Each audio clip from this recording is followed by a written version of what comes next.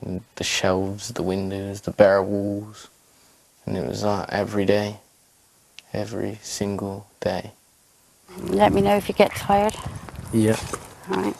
I was quite athletic, I was happy, but then I felt ill, and that's when it all went downhill. Meds this morning, yeah? Yeah. Yeah? I took my tramadol and my Pizotifen. Right. So how many tramadol do you have to take this morning? Just the one. He put me in a room on my own, so I was in an isolation. How did you learn? I didn't. I just copied out of GCSE revision books. I've showed like my nan and things like that, but nobody's ever marked the work. Made me feel like there was no point to learning. That happened for months. It's like they forgot about me, and like I didn't exist. You feeling okay? Yeah. Not dizzy or anything? No, I'm not fine. Casey says he spent 3 months in a room on his own.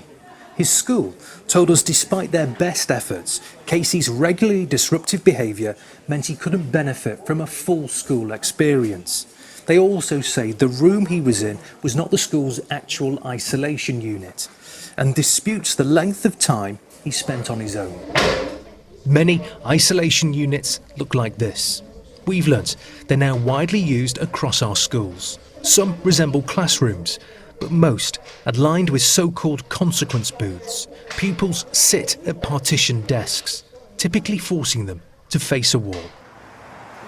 Paul Dix has spent the last 15 years visiting isolation rooms as a school behaviour consultant. I've seen 50 children in isolation booths from floor to head height. Children with Asperger's, children with autism. I met one child who spent 36 days in isolation.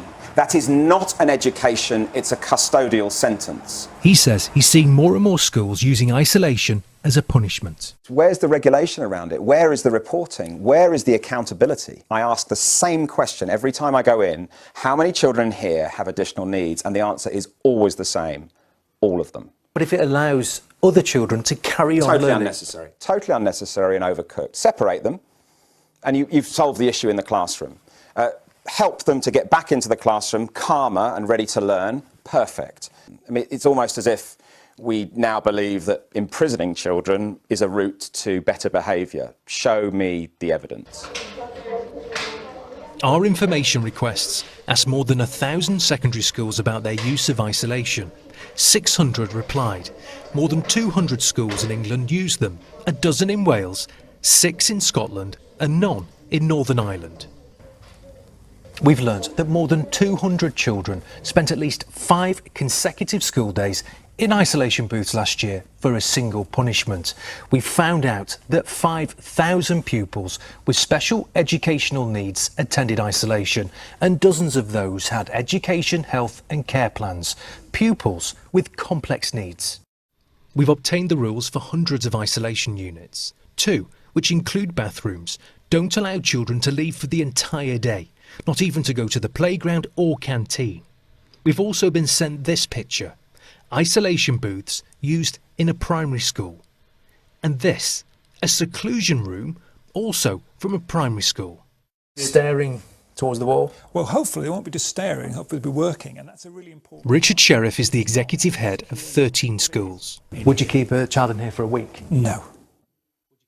He believes isolation can be effective, but only for short periods. Would you ever have a child who's got special educational needs in here? It's extremely unlikely. Any child who's got, say, autism spectrum disorder or Asperger's, for them this would be really hard, and you're just setting them up to fail. But he also says he understands why schools need sanctions. There is a kind of gathering storm in the system regarding student behaviour. We've seen cuts in services in local authorities, but also in the ability of schools to purchase well-run, good quality alternative provision. Schools are a moment in their history when they're less well funded than they have been in the past, where they haven't got the capacity to deal with all those other ills and are now suffering the stress. This was the view inside a school isolation unit.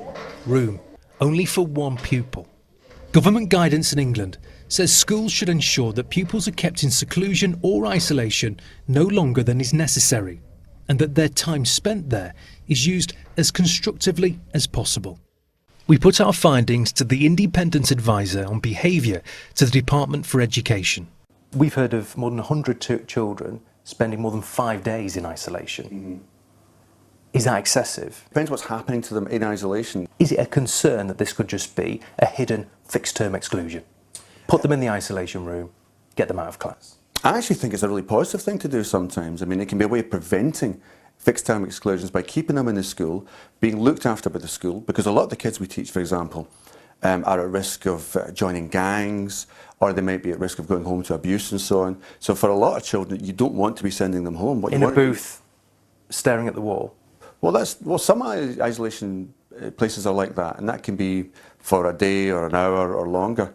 But very frequently, most of these places are places where children are given lessons, given work. Is it painful for me to touch you? No. For Casey, his time on his own has had a lasting impact. I went into a deep, deep depression. I locked myself in my bedroom every day after I come home, shut the blinds, it was in complete darkness. It felt like being isolated was normal. I wouldn't expect them to treat a dog like that, and it was just vile. The Department for Education says children should be in isolation no longer than necessary, and that the health, safety and welfare of pupils must always be put first.